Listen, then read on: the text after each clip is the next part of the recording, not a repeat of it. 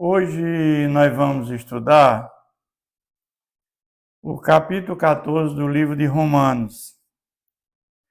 O capítulo 14, ele fala da convivência entre crentes que pensam diferentes.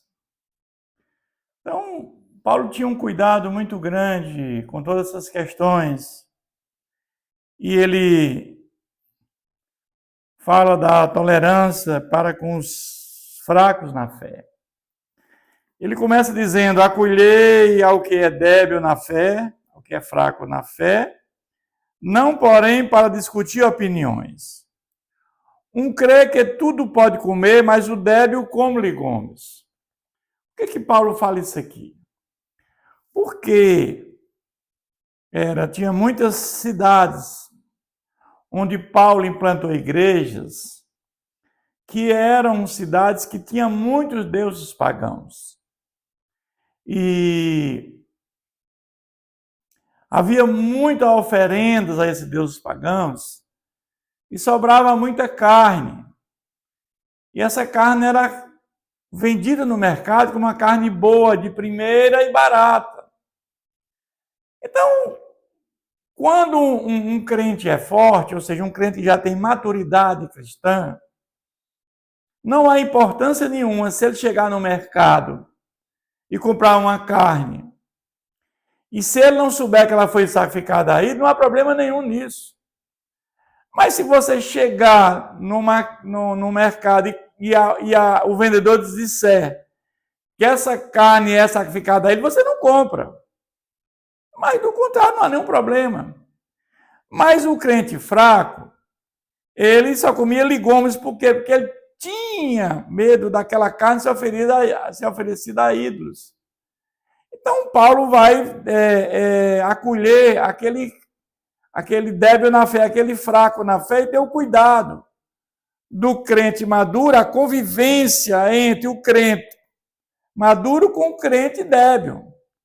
Ou seja, os que pensam diferentes. A quem come não despreze o que não come. Ou seja, aquele crente maduro que come a carne e o crente fraco com medo de ser uma carne oferecida a ele não come, que o crente maduro não despreze o que não come. E, por sua vez, o que não come, não julga o que come. Porque Deus o acolheu. Ou seja, aquele crente fraco na fé não deve julgar o crente forte, aquele já maduro, aquele crente já que tem um conhecimento da palavra, que aquilo que contamina o homem é o que entra pela boca, é o que contamina o homem, não é o que entra, é o que sai da boca. Então, quando há esse entendimento, tudo fica mais fácil. E ele continua: quem és tu que julga o servo alheio para o seu próprio Senhor? Está em pé ou cai, mas estará em pé porque o Senhor é poderoso para suster. Ou seja, tanto o crente fraco como o crente forte, quem sustenta é Deus. Né? Ninguém está livre de cair, mas o sustento é dado por Deus. Mesmo você, um crente, com a sua fé consolidada, com muito conhecimento da palavra, diferentemente do crente fraco, mas ambos, quem sustenta é Deus. Quem sustenta é Deus. Um faz diferença entre dia e dia, outro julga iguais todos os dias. Por que Paulo fala isso aqui? Por quê? Havia ainda o crente fraco, recém-convertido, que ele ainda guardava a questão do sábado. Um faz diferença entre dia e dia, já o outro não fazia mais, o crente forte. Mas se você entender que o sábado deve ser guardado para a salvação, não tem fundamento nenhum. Se você entender que o domingo também é guardado para a salvação, não tem fundamento nenhum. Nós temos que entender que há um dia de descanso, foi criado um dia para descanso. Qualquer dia é dia de descanso, mas se você entender também que o domingo, o dia do Senhor, que nós guardamos, porque Jesus ressuscitou no domingo, porque a revelação de Apocalipse foi no domingo, porque o dia de Pentecostes foi no domingo, e nós vamos guardar o domingo para a salvação, nós estamos correndo tipo uma seita. Nós temos que entender que é um dia para descanso. Ele vai dizer aqui, quem distingue entre dia e dia para o Senhor, o faz. E quem come para o Senhor, come. Porque dá graças a Deus, e quem não come para o Senhor, não come e dá graças a Deus. Porque nenhum de nós vive para si mesmo, nem morre para si. Nós vivemos para agradar a Deus, essa é a realidade. Nós tanto vivemos e morremos para agradar a Deus. Porque se vivemos para o Senhor, vivemos, se morremos para o Senhor, morremos. Quer pois vivamos ou morremos, somos do Senhor. Porque Hebreus 9, 27 vai dizer, ao homem é dado morrer uma única vez, segue-se o juízo. Aqueles que morrem em Cristo, a sua alma vai estar em gozo, no paraíso. Quando morremos em Cristo, o nosso corpo vai para o pó da terra. O nosso espírito volta para Deus que o deu. E a alma já está em gozo no paraíso. Já quem morre sem Cristo, a alma vai estar em sofrimento, já aguardando a segunda vida de Jesus. Tanto o paraíso como o Hades, o inferno, o Tártaro, é um lugar intermediário. Porque o lugar definitivo, quando Jesus voltar na segunda vinda, será o novo céu e nova terra e o lago de fogo, o Gehenna, que é a segunda morte, para aqueles que morreram sem Cristo. Então, quer vivamos ou que morramos, somos do Senhor. Foi precisamente para este fim que Cristo morreu e ressurgiu para ser Senhor, tanto de mortos como de vivos. Jesus veio, trouxe a graça salvadora, morreu em nosso lugar, ele se tornou maldito naquela cruz em nosso favor, subiu aos céus, mandou o Espírito Santo. O Espírito Santo, quando nós recebemos, nos vivifica da morte espiritual. E nós passamos agora a ter uma relação de intimidade com Deus. Porque uma vez justificados, regenerados pelo Espírito Santo e adotados como família de Deus, nós agora temos uma relação com Deus num processo de santificação para sermos parecidos com Jesus. Então nós estamos debaixo do senhorio de Cristo. É isso que... Tu, porém, porque julgas teu irmão, e tu, porque despreza o teu, pois todos nós comparecemos perante o tribunal de Deus. Todos nós compareceremos ao tribunal de Deus. Logo após a morte, segue-se o juízo. E quando Jesus voltar pela segunda vez, ele vem como juiz para o arrebatamento dos que estiverem em Cristo. Ele vem para a ressurreição de todos os mortos, aqueles que morreram em Cristo. Ele traz a alma dos que estão no paraíso para ter uma nova junção com o corpo, estarão com ele por toda a eternidade. E aqueles que morrerem sem Cristo já estão em sofrimento eterno, não terão nenhuma oportunidade mais de ter uma relação com Deus. Como está escrito, por minha vida, diz o Senhor, diante de mim se dobrará todo joelho e toda língua dará louvores a Deus. Assim, pois, cada um de nós dará conta de si a Deus. Cada um de nós dará conta de si a Deus. Ou seja, não há intercessão após a morte.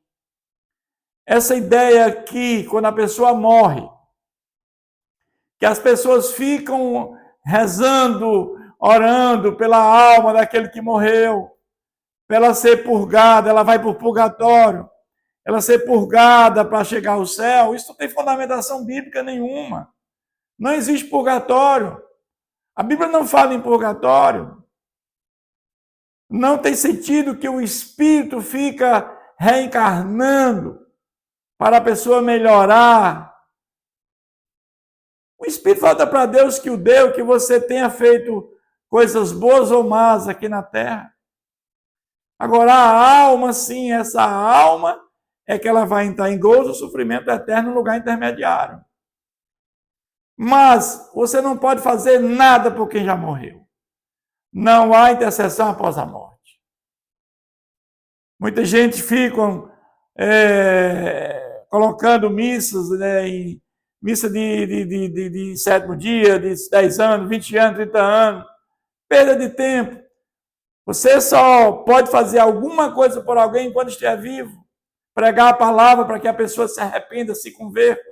A nossa missão aqui como líderes espirituais é pregar a palavra de Deus. Quando Martinho Lutero fez a reforma protestante, ele criou o sacerdócio universal de todos os crentes, que todos nós temos o dever de pregar a palavra de Deus. Jesus nos comissionou para fazer o ID, pregar a palavra de Deus. Para quê?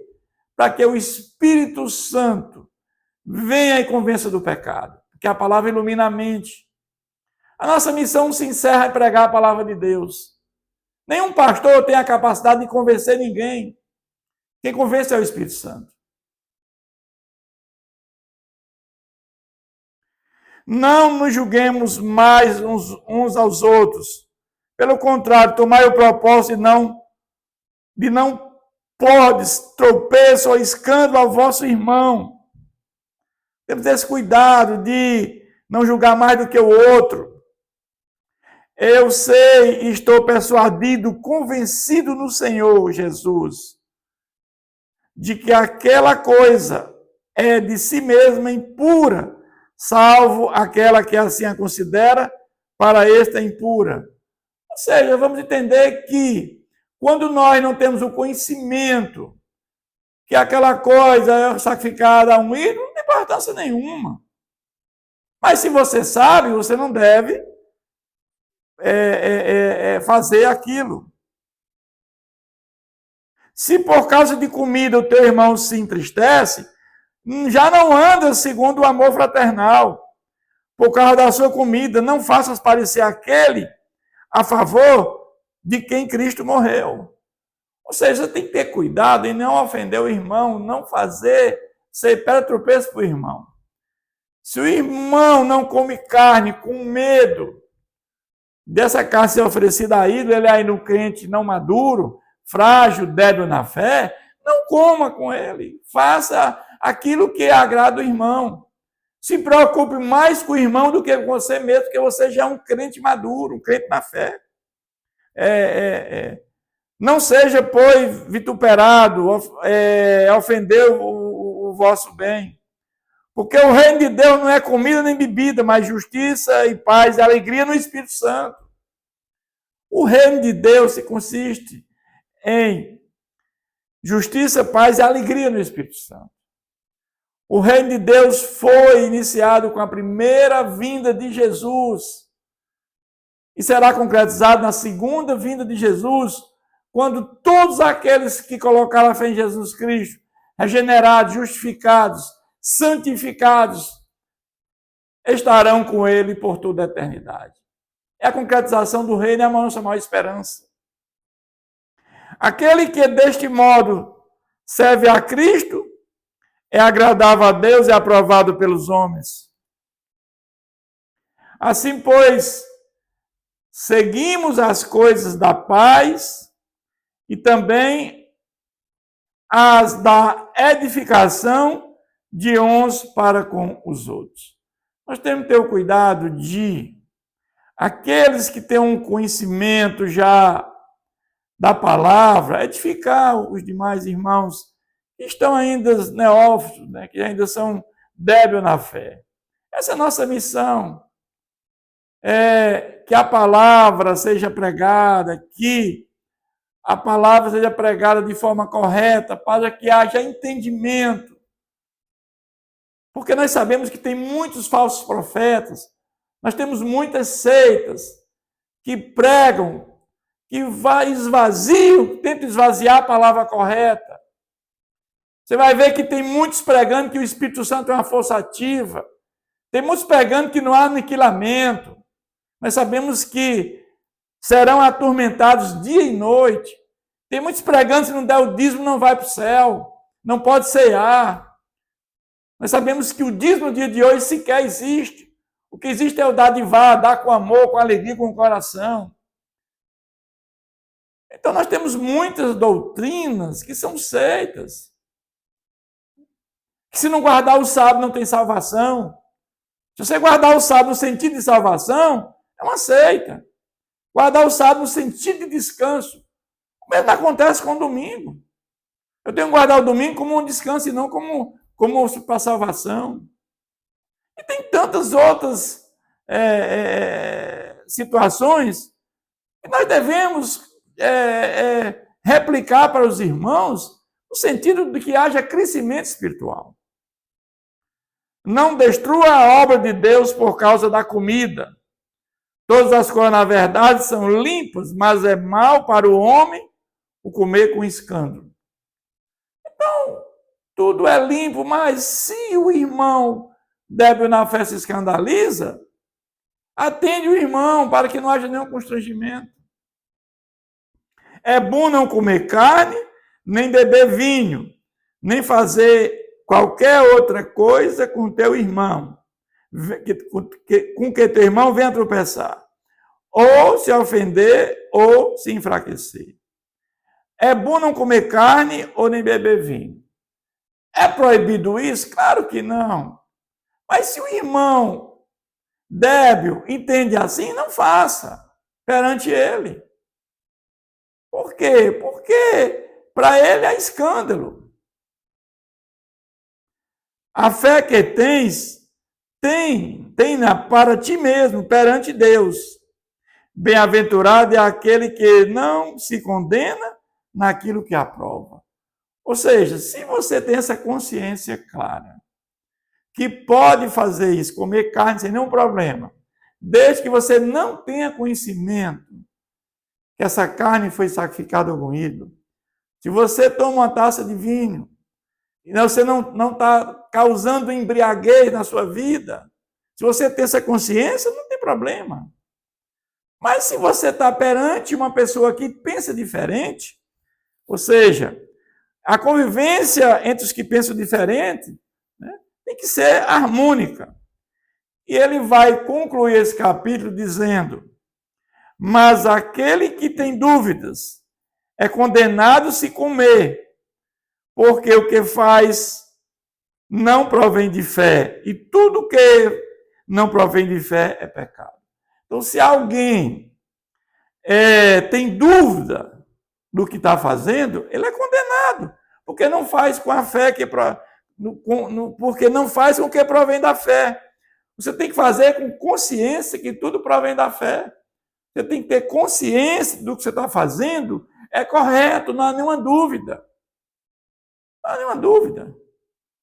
Então, você não tem dúvida do que está fazendo, mas se você está junto com uma pessoa débil na fé, Paulo recomenda que tenha tranquilidade. Você tem que ser mais consciente para com o irmão do que para consigo mesmo. É assim que tem que acontecer. Então, esse texto nos ensina essa maneira de conviver, né? De convivência entre pessoas crentes que pensam diferentes, para que não haja, certo, nenhuma controvérsia entre os irmãos. Que Deus continue nos abençoando.